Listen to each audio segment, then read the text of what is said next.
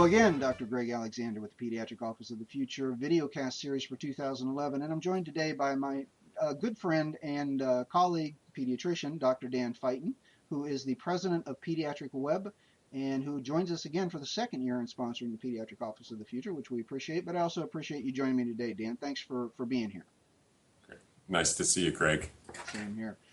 As I mentioned, you guys are back again this year. Pediatric Web, a tool near and dear to my heart. I've used it for a long time, and maybe I'll just kind of turn you loose and let you tell the viewers what they might see or learn about in the Pediatric Web section at the Office of the Future this year. Well, I think what we're going to do is simply demonstrate some of the design features and some of the ways that practices are using their website to communicate with their parents. We have over 170 practices that currently use the technology that we've developed through Pediatric Web, and I think it'll be interesting to really look and be able to compare what the possibilities are for each practice and how to develop an incredible communication system beyond your phone system that allows you to interface and interact with your families. And besides the interaction and the website component there, you guys also supply some pretty high-end content. We do. We have a special relationship with Dr. Bart Schmidt. Bart is a good friend of mine. I've known him for almost 23, 24 years, and together we've worked on developing content that parents can access after hours to find out what to do when their child is ill and so forth. And so we'll talk about that content also. Excellent. And as I mentioned, I've been a user for years.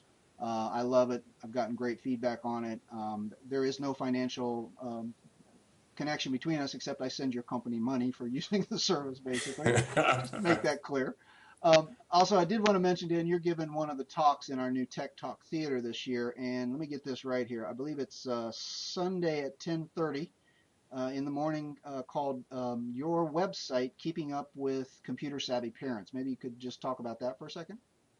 Well, I think what we're finding is that people are moving away from their desktops and even their laptops to using handheld devices, particularly their cell phones, to manage their communication needs throughout the day.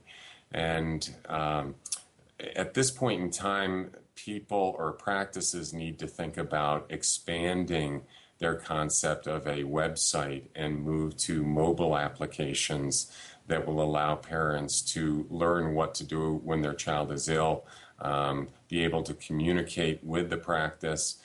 For example, in my office, we have a significant number of parents who no longer call the answering service. They just click on the Pages After Hours button and they simply enter their information in the on-call doctor or the after hours nurse's page directly.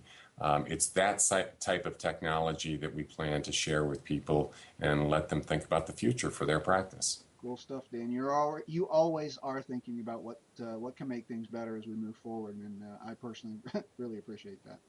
So, look, again, thanks for joining me here today, and I'll look forward to seeing you in Boston. Okay, great, right. Greg. Thanks. Take care. Again, this is Dr. Greg Alexander for the Pediatric Office of the Future podcast series.